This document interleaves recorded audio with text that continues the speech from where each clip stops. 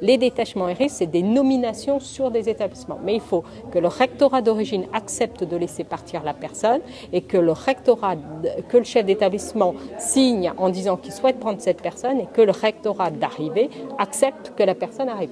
Jusqu'à présent, les personnes venaient à nous spontanément et maintenant, il faut aller les chercher. Donc, notre grande difficulté, c'est de savoir où aller les chercher et comment aller les chercher.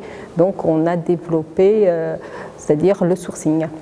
Il y a une chose qu'on avait évoquée tout à l'heure et qu'on n'a pas encore évoquée, alors ça concerne plus les chefs d'établissement, c'est la mise à jour dans GRH.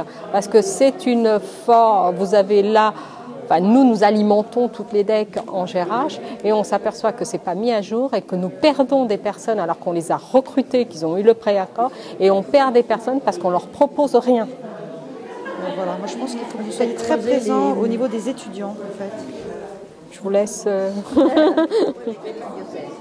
Puisqu'ils ont été recrutés par le premier diocèse, à mon avis, pour le moment, enfin, au moins les premières fois, ils sont contents d'être là, puisqu'ils ont possible. Alors, les idées sont de deux ordres, je dirais. Une qui est plutôt dans du recrutement interne, c'est-à-dire on a quand même beaucoup d'enseignants et de parents qu'on pourrait peut-être solliciter mieux en leur disant nos besoins pour pouvoir voir si certains sont intéressés par les reconversions professionnelles, par exemple, ou des enfants qui pourraient venir à l'enseignement par la suite. Donc, on voudrait travailler cette communication interne et notamment ce qui se passe déjà dans certains diocèses comme l'afterwork, c'est-à-dire avec des visios qui sont proposés aux enseignants, mais aussi la possibilité de faire des stages dans nos établissements 15 jours, 3 semaines, pour découvrir ce qu'est vraiment le métier d'enseignant, notamment pour des personnes qui sont en reconversion professionnelle. Mais on peut aussi aller vers les universités puisque c'est là où les jeunes sont formés.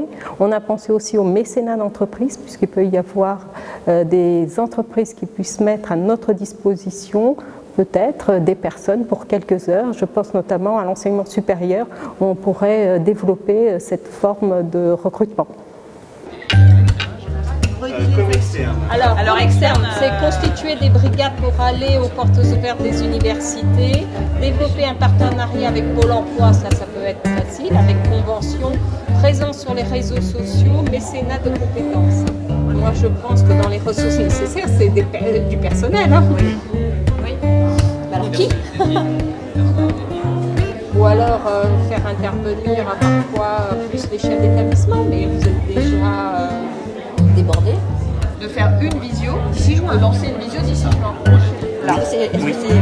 J'ai mis infiltrer, j'aurais dû mettre des guillemets, mais comment on peut infiltrer le VVEN? Parce qu'au jour d'aujourd'hui, on peut faire savoir que même si la rémunération n'est pas forcément la plus attractive, il y a une qualité de vie. Alors c'est démago, faut pas trop communiquer comme ça, mais infiltrer un vivier, voilà, il faudrait trouver des agents secrets pour l'infiltrer.